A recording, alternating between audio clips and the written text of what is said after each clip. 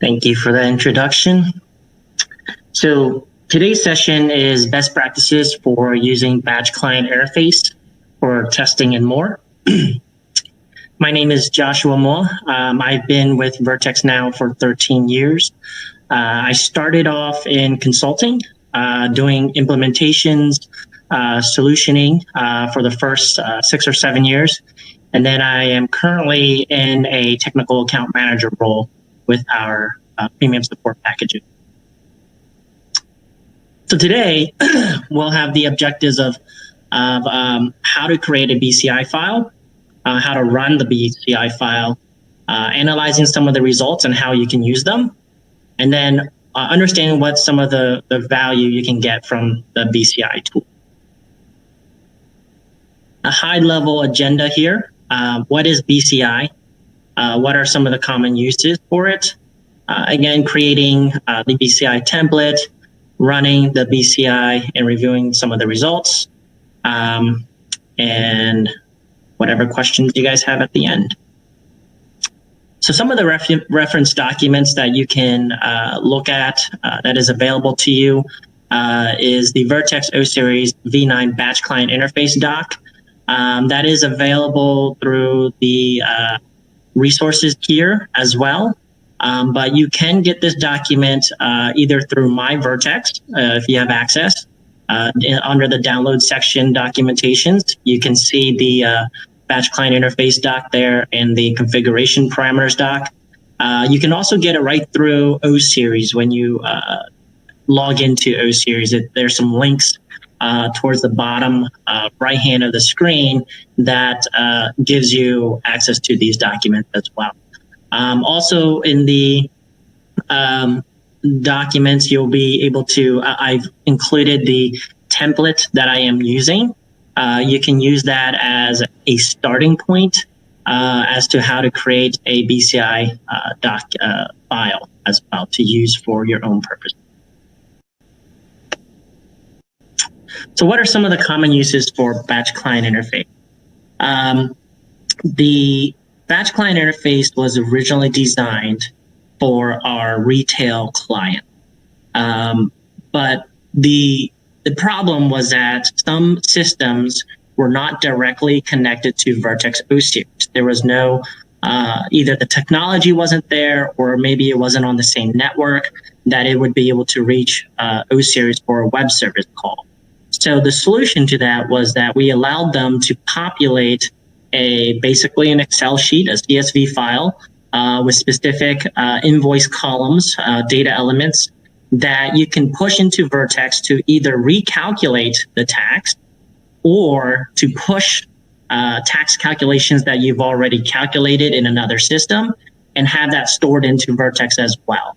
That allows you to have all your tax calculations within Vertex O-Series if you are using Vertex as your system of record.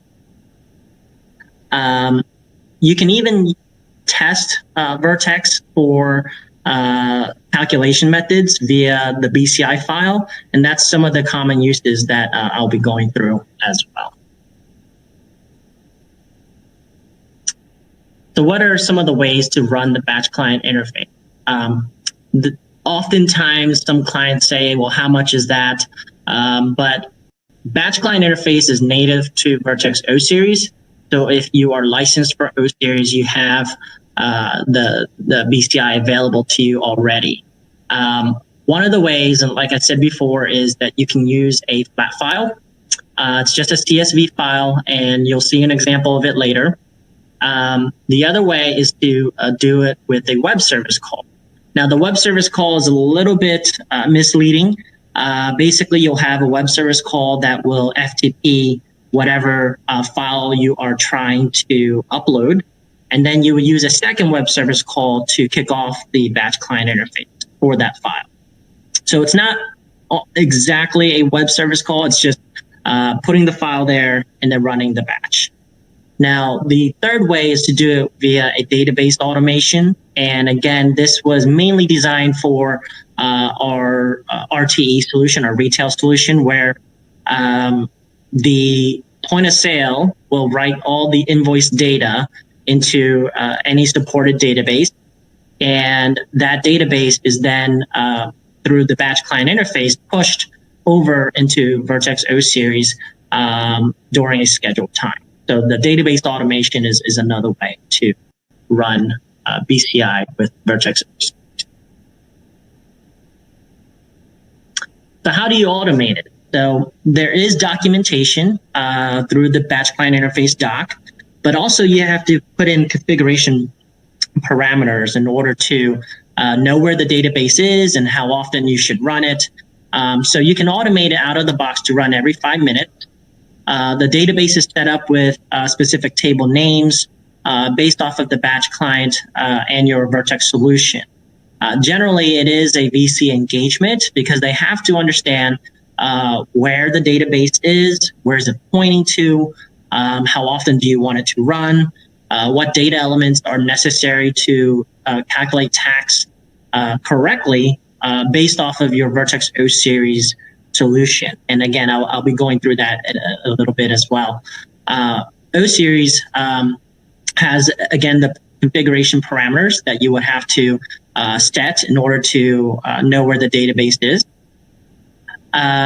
You can query errors very quickly. So even though you are writing invoice data into a database, you still have to make sure that the data is valid, that when it pushes over to Vertex to calculate tax, that the data is still valid and appropriate for a tax calculation. So you will get error statuses in that database, and they're very easily found with their status 4. And so some of the typical errors are, again, missing data or incorrect data. A perfect example would be an address that is incorrect. Most of our clients will purge this database either daily or weekly, depending on the volume. You can almost think of this database as a temporary storage that just stores the live data. And then once it gets pushed to Vertex, Vertex will be storing that invoice data for you. So you don't have to do that, keep any kind of redundancy there.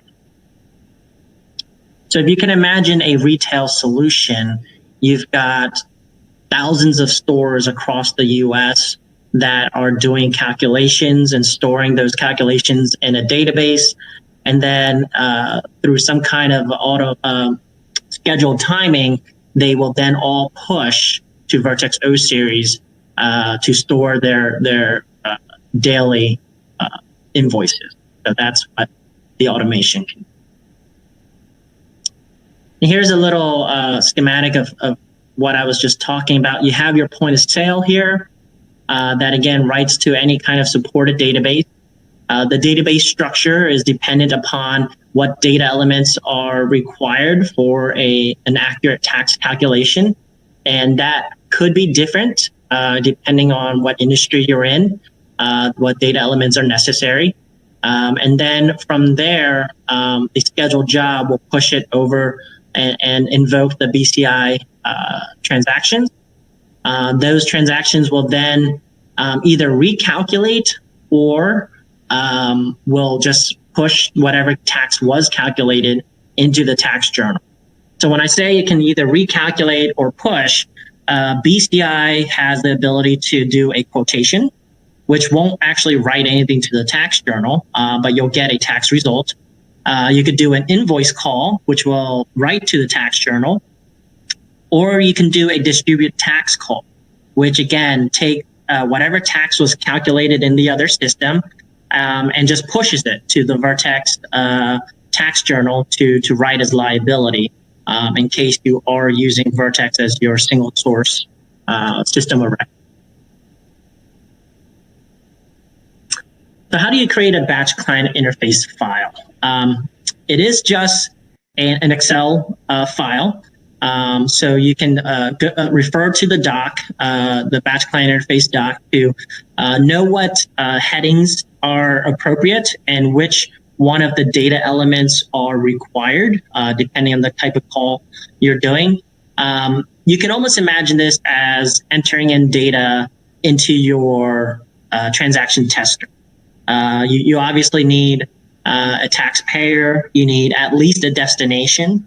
what products you're selling, so that Vertex knows how to calculate that properly. And then you need a dollar amount. And so those are pretty basic. I would always tell clients that if they are connected to a major ERP system like SAP or Oracle, and a good way to understand what data elements are necessary is to look at the XML call coming over from SAP, because you probably configured O series to already accommodate that type of a solution, what taxpayers are necessary, what tax drivers are coming over, and what are the tax requirements, at least from that SAP type of environment. And so you want to almost mimic that with your BCI file, those same data elements, so that you get the similar tax result as well. So some of the data elements you see here is your taxpayer, your tax drivers that lets Vertex know exactly what you're selling, address information. Obviously, with the retail solution, it's basically ship from and ship to is the same. That's what ST and SF is. And so ship to is the location where you sold it. Ship from is obviously the same location. And so Vertex will typically assume that ship from is the same as the destination if you don't pass any ship from. So as a retail solution, you can just have the ship to or destination, and that will automatically assume that it is destination. You could also just pass tax area ID, or you can pass full address. So in the scenario where you are shipping products from one location to another, that gives Vertex the ability to know if it's sales tax that it should be calculating or seller's use tax. And the rates will reflect that as well. Just a little tip, if you are passing tax area ID, Vertex will just use that and not even look at the address. So if you're doing one or the other, if you're passing both, just know that the tax year ID will be used for calculation, and it will basically ignore whatever address that you passed along with it. Customer number, if you want to pass customer number to hit any kind of certificates or customer exemptions, that will obviously be required. And then any kind of flex fields that you have set up that will require to be required for your different tax solutions, you should probably include in the BCI file as well.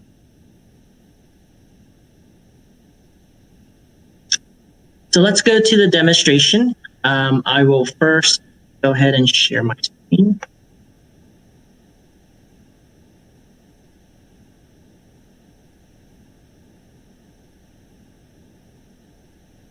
Okay, and hopefully you can see my screen now. And I'm going to go to O Series first. So this is O Series 9.0. Hopefully by the time you guys are seeing this presentation, you guys have all migrated to Vertex 9.0. And so we will be doing the demo here. As I said earlier, the documentation is right here when you log in. Here is the Batch Client Interface Integration Guide. And if you're planning on doing the database automation, then you would need to know the configuration guide as well, what parameters are necessary there. So those are the two main ones. The Batch Client Interface Guide will actually show you or tell you what data elements and what format you need the column headings to be. And I'll show you that in a little bit. And all you need to have access to, and again, it depends on your role. When you log into Vertex, you are assigned a role, and you must have access to system data management. And if you scroll down, unfortunately, it's not alphabetical order, but it is here, Batch Client Interface. So here is the filter name and input file name. So you don't need to put in a filter name if you're not planning on scheduling this Batch Client Interface. You will need to enter in search for a file though, and where you're going to do that. So before I go ahead and run this, what I'm going to do is show you the template that I will typically use. So this is a template that I will sometimes give to my clients if they just want a reference of how to set up a BCI file. Again, this is very specific to your solution. And so this is where you have to understand, okay, am I passing address information or am I passing just your destination tax year ID? Those are the data elements that I need to put in. You'll see here, so this is actually,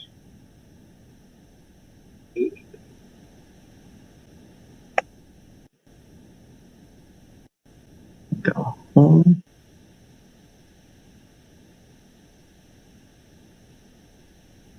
Yeah, the dash client interface side.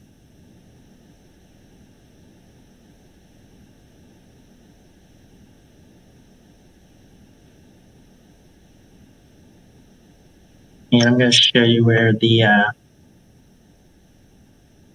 data formats are.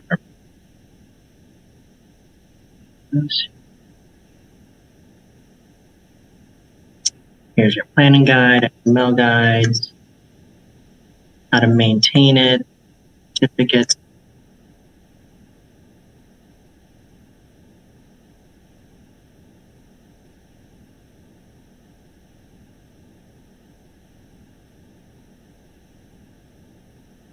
Directories. Okay, so here's a very basic example. And so here, this is what I was looking for, was this message type was actually what I needed to put into my first field. So my message type here can be quotation, accrual, or it could be invoice, depending on what you're trying to send. So if you put invoice here, when you run this against Vertex, it will actually write it to the Vertex tax return. You see here I have my customer code, and those can be anything. Now, if you're not trying to hit any kind of customer exemptions, then you don't even need this field. Customer is not a necessary field. You have your transaction type. In this case, we will just do sale. Here's my parent code. So this is my company code and my division code. Within Vertex, and I'll go back to the company.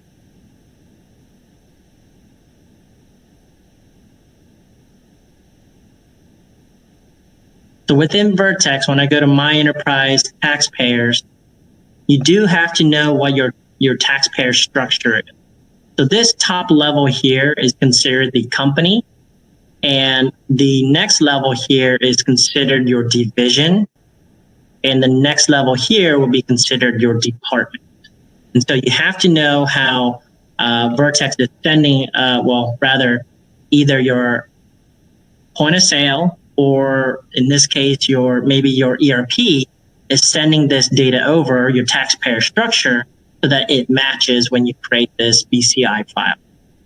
So there will have to be some analysis of, okay, how is my taxpayer structure set up, and how will how do I have to set up my file? Document number. So if you are using this to store legitimate invoices in Vertex O series, you will want the invoice, the document number, or what it's also known as is the invoice number, to reflect what invoices numbers are in your other system. Now, for testing purposes, what I am doing here is I'm actually taking the type of test and I'm putting it into the document number. So you'll see here, this is to Pennsylvania, PA, the zip code 19104.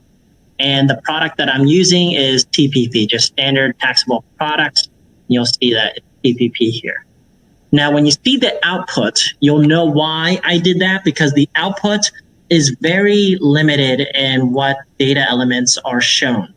Again, BCI was not designed to be a comprehensive, at least the output was never used to be consumed for any other purpose. BCI was designed to just really, hey, here's some invoices. I want to get them into Vertex, and that accomplishes this. So when you look at the output is very limited.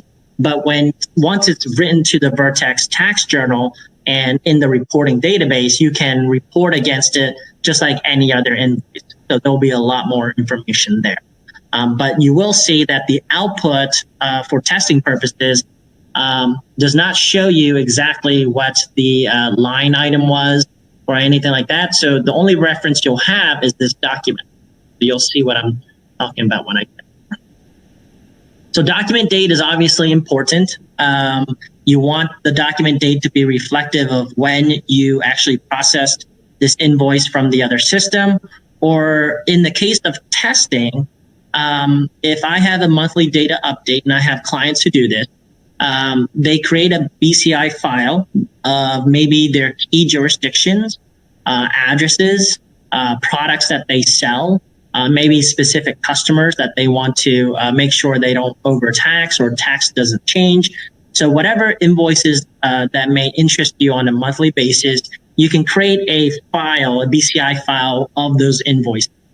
And then once a monthly data update comes out, once you've applied the update, the start date of most of those rules are next month. So if I wanted to, just for this first line, I could put 11/01, and now this is going to hit any new rules that have a start date of 11/1. I have a lot of clients who use this BCI tool to do validation of their specific invoice, to do testing. Now, what they can do is also test it month to month. So they will compare, okay, I'm going to run it this month, and then next month I'm going to run it again, and I'm going to compare the two to see if there's any difference. If there are, I can dig more into why. Is there any kind of configurations I have to make sure that it taxes the way I am expecting it? So I do have a lot of clients using it for that. Also, with right now, a lot of people are migrating to 9.0. You can use this also to test your migration. So the BCI format has not really changed much between 7, 8, and 9. And so the file that you're using against 7, you can actually run that directly against your 9.0 environment as well. Now, if you change the solution in 9.0, that's where you would have to change this file. But if you did a straight migration and basically a lift and shift, then you can take this file, run it against 7.0, your current 7.0, and then run it against your migrated 9.0 and see what the results are. If they are the same, then you can be confident that once you go live with 9, that the results are going to be expected.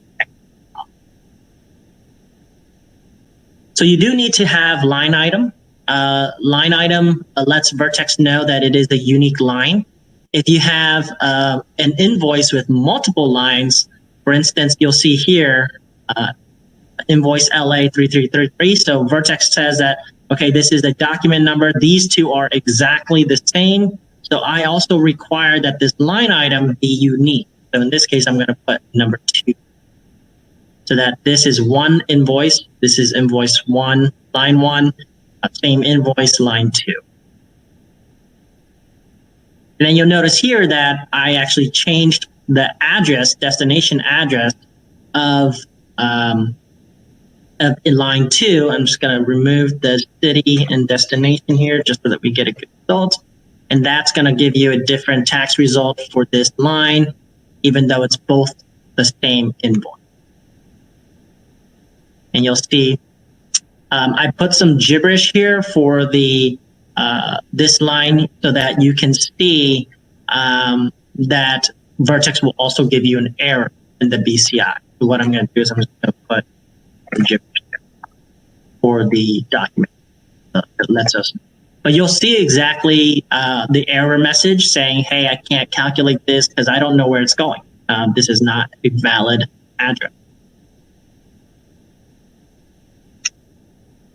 So you'll see here some of my tests. I have TPP as my product class. Now, Vertex out of the box, if none of these codes are mapped in Vertex, Vertex will assume it's TPP. But in this case, I do have CLTH. I can show you my tax bill drivers, product class. You'll see here CLTH represents clothing, and I have that mapped to the Vertex clothing category. Again, TPP is just tangible personal property. And then you'll see this line is SRV, which in this case is my service. So services are generally exempt in most cases.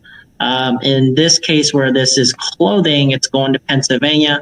I am also expecting an exempt result here for Pennsylvania. I have my extended prices here, and then you have your quantity. Quantity is really only necessary if there's any kind of quantity-based tax calculations that would need to have the quantity here to reflect the appropriate fee. So that is important. You'll see some extra fields here, flex field 1, flex code fields, you'll see numeric fields. These are all fields that, again, if you need to put data there, you can. If I deleted these, Vertex wouldn't care because I don't have anything really set up for them. There's no requirements for it. But I do have that included in the template just to be able to. So this is good. What I'm going to do is I'm going to save this. So test 2020. So now I'm going to go to O series and show you how to run that. Again, I'm going to go to System, Data Management, near the bottom, Batch Client Interface. So here I'm going to go ahead and search for that file. Now this is an old file that I was testing. This is 1022. I'm going to do a file upload and go back to that file.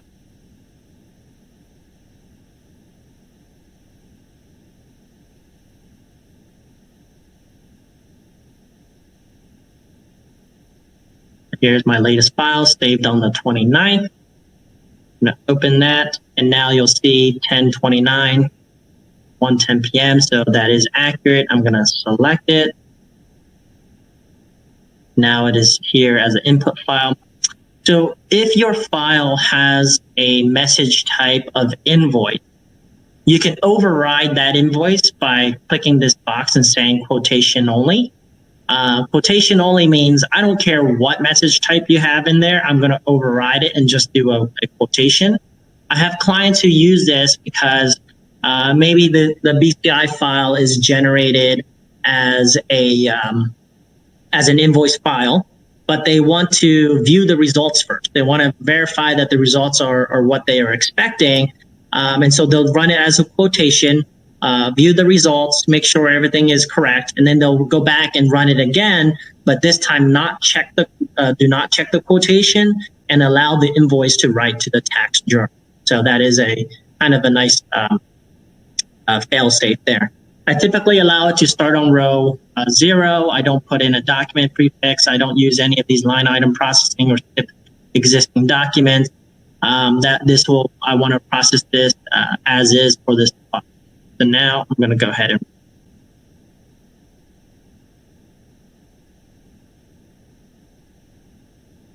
so I clicked refresh and it said completed with failure. I was expecting that because one of my addresses is bad.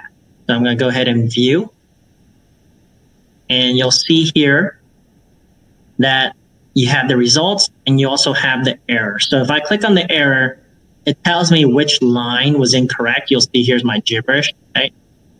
And so that tells me which line was wrong.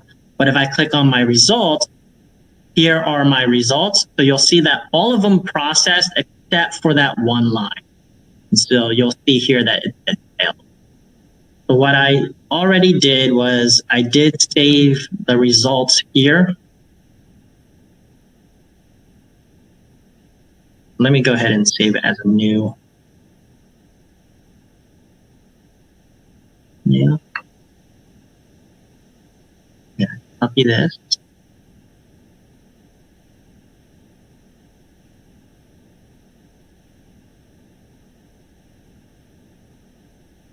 Okay, I'm gonna files as.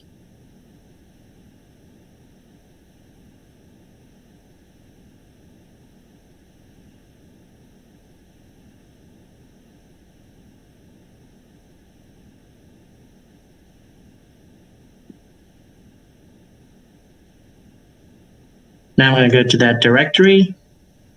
Well, actually, I'm just going to go to I'll open.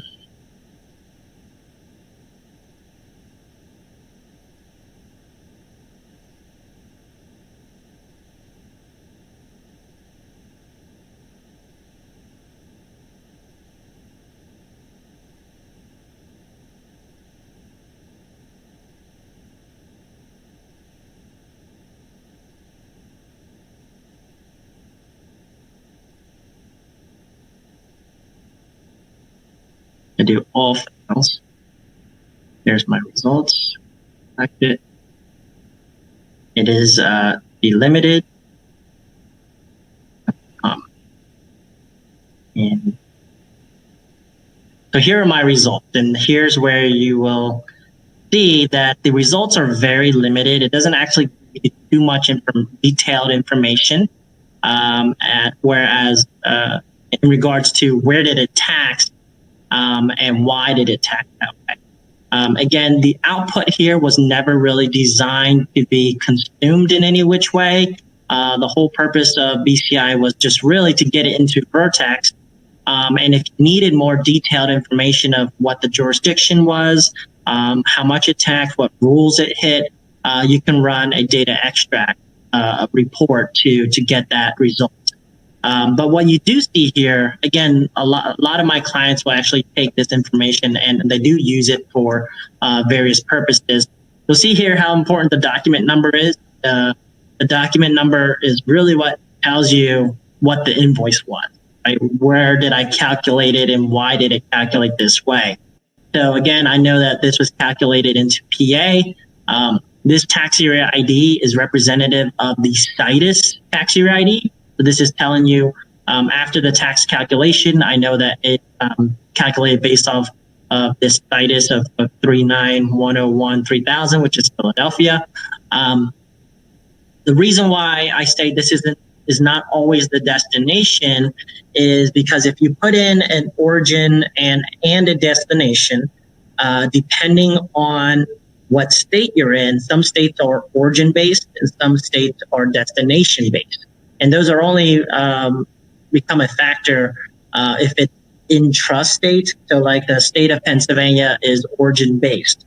If I sold from Harrisburg into Philadelphia, I would get a 6% result and I would get a 6% tax area ID because Harrisburg is only 6%. Now, if I did it backwards where I shipped from Philadelphia to Harrisburg, I would get an 8% result because Philadelphia has a 2% tax on top of the state tax. And my tax area ID is reflective of the origin, which is, in this case, Philadelphia. Now, again, if you don't enter in ship to or ship from information, Vertex assumes that it's all destination. So that's what my file was, my original file. It was just destination based. And you'll see 8% here. Total main division tax. Main division is in Vertex talk. Main division is Pennsylvania, the state. And then you have subdivision, which represents the county. And then you have the city tax. Again, we're going to Philadelphia. You got 2% city tax. And then you have any districts that may be applied as well. So you'll see here 2%, 6% total tax rate and the total combined line item tax. So this is actually the dollar amount, and this is the tax rate. So I have some clients who have a system that does not have a tax calculation engine, and they need to do something there. So they've actually taken this rate through BCI. They do test transactions, they get the rate, and they actually apply it to a table in that system, and then they'll use the rate for calculations based off of that. And then some people will actually do that on a monthly basis. They'll get the new rate if it changes at all, and they'll put it again to this other system that might not be directly connected to Vertex O series. And now they're at least getting the correct rate for this type of transaction. So that's kind of nice that you know what the rate is. Now, as a monthly comparison, you can compare this, again, this combined rate result month to month and say, oh, okay, I know that all the rates are exactly the same from last month, and so I'm good with that, no issues.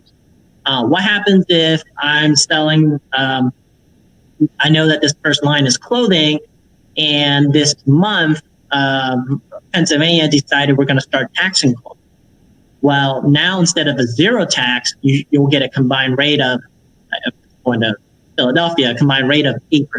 It will now be a taxable transaction, and that will be different from your last month's calculation. And now it's something that you can dig into and see if it's accurate or not. You'll see here my document number that has gibberish. There's no tax errors were found during the lookup because I didn't put in a valid add. So that is what I was expecting for. And then again, as you recall, this is my one invoice with two different lines. You'll see that the first line was this tax year ID in Louisiana, and I changed it to Philadelphia 19104. And this is now getting the Philadelphia, although they are the same invoice, just different line. And then you see the different tax.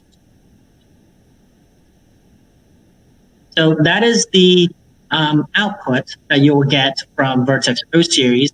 But again, if this was written to the Vertex tax journal, you would run the reports out of O series to know exactly where the liability went and how much tax was calculated there and how much to remit.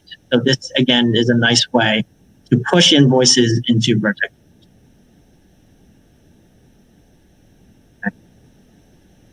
Here.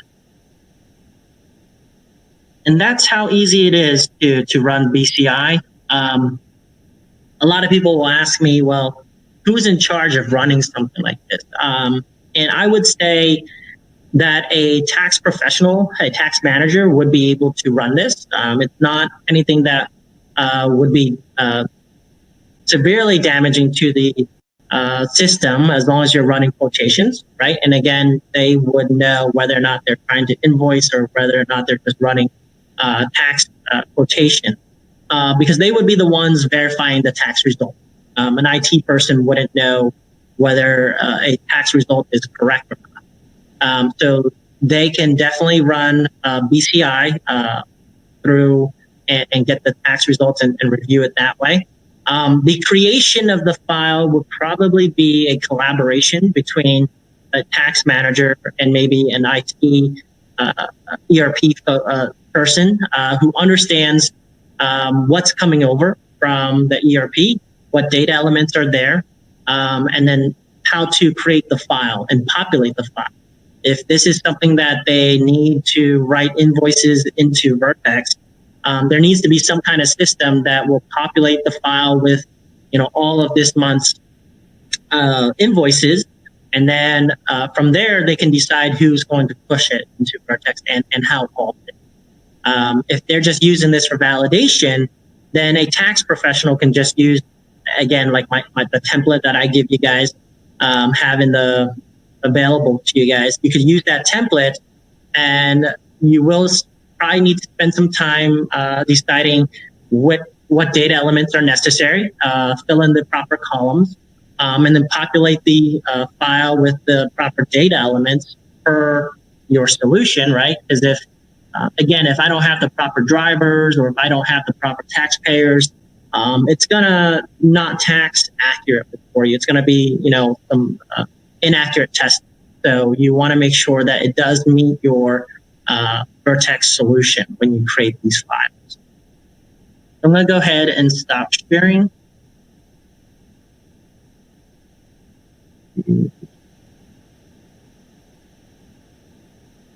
Presentation here. So that's pretty much what the batch client interface is.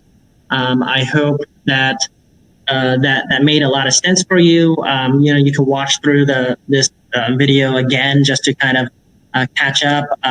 If you do have any questions, feel free to enter it now into the Q&A section. And after the exchange event, either myself or somebody will answer those questions for you and get back to you. Oftentimes I tell clients, again, since I'm part of premium support, that you can always call support as well. They are fully aware of how BCI works. They can help you determine why the BCI is failing. There's definitely lots of reasons why it could fail. It's not always related to data. And so you do have to make sure that everything is lined up there. So feel free to enter in any questions and we'll try to answer them for you.